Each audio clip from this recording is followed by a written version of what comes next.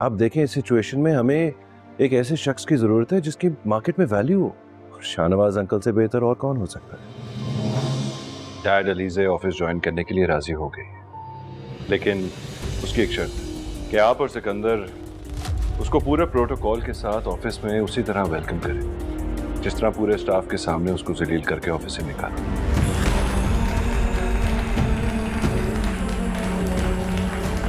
ये बाजी तुम जीत गए।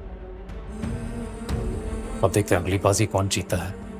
ड्रामा सीरियल मोहरा की आने वाली एपिसोड बहुत ज़्यादा इंटरेस्टेड होने वाली है। इसमें आप देखेंगे कि शाहनवाज अंकल इनमें किसी तौर पर इन्वेस्टमेंट करने को तैयार नहीं होता। वो कहता है कि जब तक अलीज़े नहीं चाहेगी तो मैं इसमें इन्वेस्टमेंट नहीं करूंगा, क्योंकि अलीज़े उसको कह कर आई है कि अंकल आप मेरे बगैर इनमें इन्वेस्टमेंट ना करना वरना सिकंदर आपकी इन्वेस्टमेंट को डुबो देगा।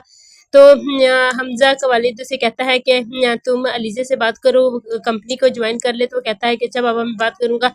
जब हफ्जा इनको आके बताता है कि अलीज़े कंपनी में ज्वाइन होने के लिए मान गई है, लेकिन उसकी एक शर्त है कि जिस तरह से उन्हें जलील करके सिकंदर ने निकाला था वैसे ही उसे वेलकम किया जाए, अच्छे तरीके से वेलकम किया जाए।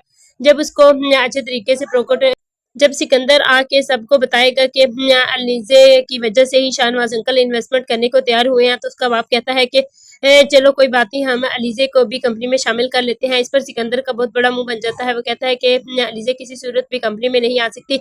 और वो कहती है कि सिकंदर उसके इस तरह वेलकम करे जिस तरह से वहां से निकाला था। जब उसका शानदार इस्तकबाल किया जाता है तो वो बड़े गरूर के साथ कंपनी में दाखिल होती है। सारे मुलाजमीन देखते हैं कि जिस तरह से वो निकाली गई थी, इसका इतना ही शानदार इस्तकबाल हुआ।